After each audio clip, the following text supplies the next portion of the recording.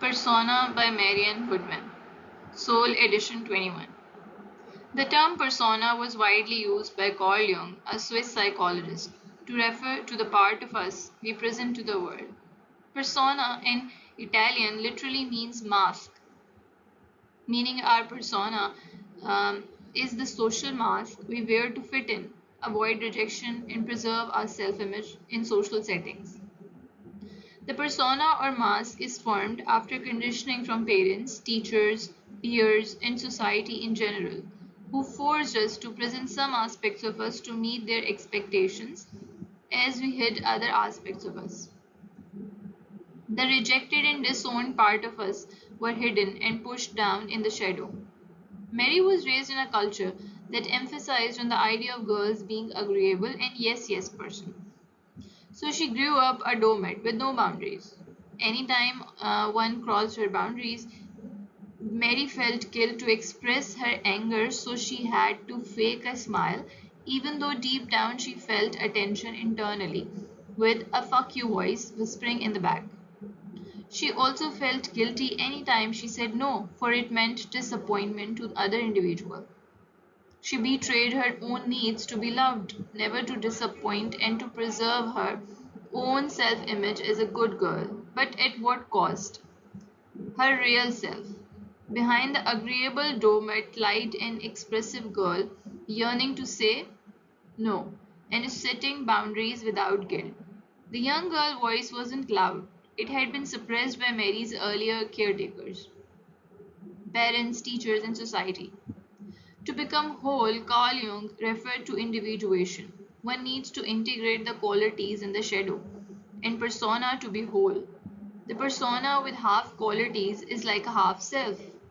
Qualities we admire in others are those we chosen to disown, reject, and hide in the shadow out of the need to perform and meet social expectations. The chrysalis is essential if we are to find ourselves, yet very little in our extroverted society supports introverted withdrawal. We are supposed to be the doers, taking care of others, supporting good causes, unselfish, energetic, doing our social duty. If we choose to simply be, our loved ones may automatically assume we are doing nothing.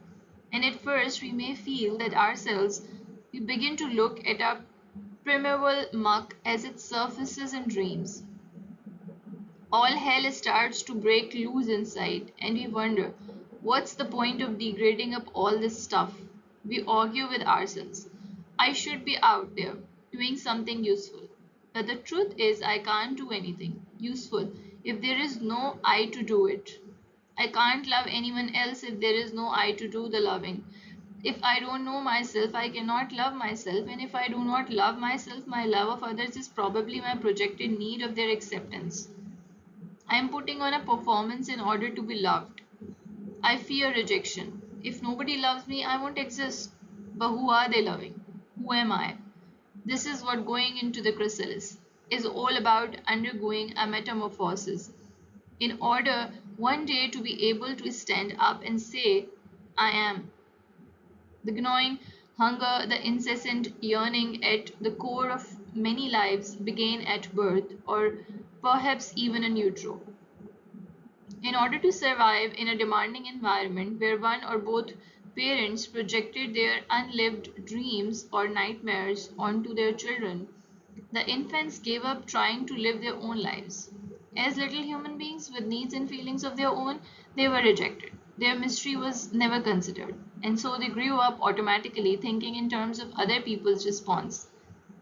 In other words, they developed a charming persona, a mask they created with infinite care, mask that as adults may be at once their greatest blessing and greatest curse. Outwardly, they may be brilliantly successful, but inwardly empty. They cannot understand why their intimate relationships repeatedly end in disaster. A pattern they recognize but can do nothing to stop. They dream they are actors. The spotlight is on them, but they cannot remember what play they are in, let alone what their lines are. If their ego is barely formed, they may not even appear in their own dreams or may recognize themselves as objects or little animals. When the conscious ego is able to release repressed psychic energy or reconnects with with the unconscious body energy or makes a decision on its own behalf, that new energy is symbolized as new life. When the psyche is preparing to move onto a new level of awareness, or one's conscious attitude has made a new connection with the unconscious, then dreams may appear where the dream ego, the shadow, or the anima is pregnant. 9 months later, so long as the process has not been aborted, there are often dreams of crossing borders, passing over into a new country, moving through subterranean tunnels, or actually giving birth.